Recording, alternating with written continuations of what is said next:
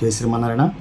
ఆపదామపహత్తారం దాతారం సర్వసంపదాం లోకాభిరామం శ్రీరామం భూయో భూయో నమామ్యహం. ఈరోజు మనకి వాల్మీకి మహర్షి గారు 7వ సర్గలోని దశరథుడి యొక్క మంత్రుల గురించి తీసుకెళ్తాడు, మన ముందుకు తీసుకెళ్తాడు. ఇంకా 7వ సర్గలో ఏమని తీసుకెళ్తాడంటే ఆయన యొక్క మంత్రులు, వారి గుణగణములు. ఇది బాలకాండలోని మనకి 7వ సర్గ. అయితే ఇక్ష్వాకు వంశజుడైన మిక్కిలి ప్రజ్ఞాశాలి అయిన దశరథ మహారాజు యొక్క ఆమాత్యులు, కార్య విచారణలో దక్షులు, ఇతర అభిప్రాయాలను గుర్తించులు సమర్థులు, ఎల్లప్పుడూ రాజుకును ప్రియము కూర్చుటయు అందే నిరతులు, సద్గుణ సంపన్నులు. మంత్రులు సద్గుణ సంపన్నులు చెప్తాడు. అలాగే చెప్తూ ఎంతమంది మంత్రులు చెప్తాడు. వీరుడును గొప్ప కీర్తి ప్రతిష్ట గలవాడును అయిన దశరథుని ఆస్థానమునందు 8 మంది మంత్రులు గారు, అష్టదిగ్గజాల్లాగా 8 మంది మంత్రులు ఉన్నారట. వారు సర్వ వ్యవహారములందు ఎట్టి దోషములకు తావీయక సర్వదా రాజ్యకార్యాలు నిర్వహించడందే తత్పురుషులు. అంటే ఇంకా వేరే పని లేదు వాళ్ళకి వేరే ఆలోచన లేదు, వేరే దుర్మార్గపు ఆలోచన లేవు, వేరే దుష్ట ఆలోచన లేవు.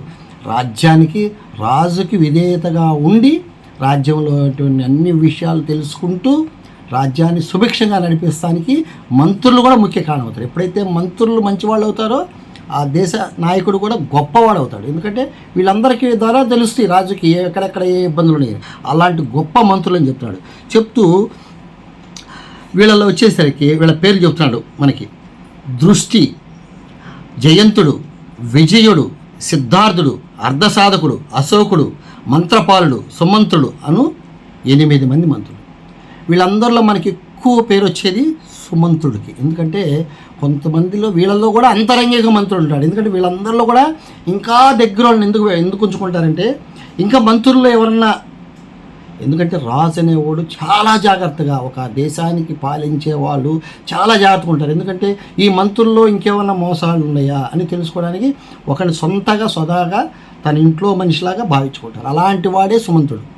ఈయన రాముడికి రాముడు అరణ్యాలకు వెళ్తుంటే ఈయన తండ్రి కన్నా ఎక్కువ బాధపడ్డాడు. ఆయన వెంటబడ్డాడు. నేను కూడా వస్తాను అని అంటే ఆఖరికి సుమంతుడికి ఏం చెప్తాడంటే, ఒక సందర్భంలో నువ్వు నా వెంట వచ్చావనుకో బాగానే ఉంది, అప్పుడు కైకి ఏమనుకుంటుందంటే వీళ్ళు ఎక్కడో దాంకున్నారు, అరణ్యానికైతే చేరలేదు అనుకుంటుంది. మరి అరణ్యానికి చేరే విషయం ఎవరి ద్వారా తెలియాలా? నమ్మకమైన మంత్రి, దేశానికి నమ్మకమైన మంత్రి కాబట్టి నీ ద్వారా తెలియాలి. కాబట్టి నువ్వు ఖచ్చితంగా వెళ్ళాల్సిందే అంటే ఎంతో బాధపడుతూ దుఃఖిస్తూ తిరిగి అయోధ్యకి చేరాడనమాట. అలాంటి వాడు గొప్పవాడు సుమంత్రుడు. అలాగే ఇంకెవరు? వశిష్ఠుడు, వామదేవుడు అనే మహర్షులు ఇద్దరును ఆస్థాన ప్రధాన పురోహితులుగా ఉండ్రి. ఇంకను జాబాలి మొదలగు పురోహితులు మంత్రులు ఉండ్రి. వారు న్యాయశాస్త్రము, దండనీతి మొదలగు రాజ విద్యల్లో నిపుణులు, అకృత్యములకు పాలు పడనివారు, నీతి కుశలులు, విద్యుక్తము కాని కార్యములు ఎడల విముఖులు, అంటే చేయకూడని పనులు చేయరనమాట. అలాగే సంపన్నులు, ఎవరు డబ్బు తక్కువ లేదు, డబ్బు కొదవలేదు, అందరూ సంపన్నులే అంట.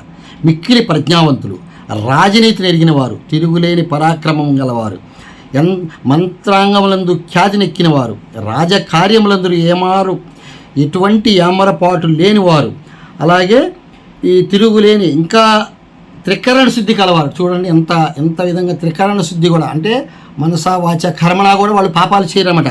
అలాంటి గొప్పవారు. ఇంకేం చెబుతున్నాడు? తేజమూర్తులు, క్షమాగుణం కలవారు.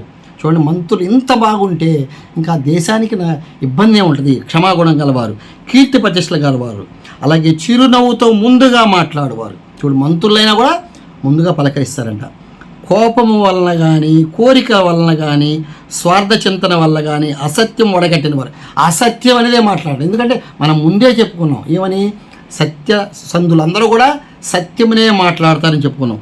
అలాగే స్వరాష్ట్రములందు కానీ పరరాష్ట్రములందు కానీ జరగబోచున్న విషయాలు కూడా ఆ మంత్రులకు చారుల ద్వారా, అంటే గూఢాచారుల ద్వారా కూడా తెలుసుకొని రాజుకు విన్నవిస్తారు. కాబట్టి ఎంత గొప్ప మంత్రులను పెట్టుకున్నారంటే, మంత్రులు గొప్పవాళ్ళే, గురువులు గొప్పవాళ్ళే. వశిష్ఠుడు, వామదేవుడు, జాబాలి. కాబట్టి నెక్స్ట్ వీడియోలో ఈరోజు 7వ శ్లోకం దాకా తెలుసుకున్నాం. నెక్స్ట్ వీడియోలో ఇంకా కొన్ని మంచి విషయాలు, అయోధ్యలో ఉన్నటువంటి ఇంకా కూలంకోశంగా ఈ మంత్రులు, ఈ గురువుల గురించి మళ్ళీ ఒకసారి ఇంకో వీడియోని తెలుసుకుందాం. చేస్తాం.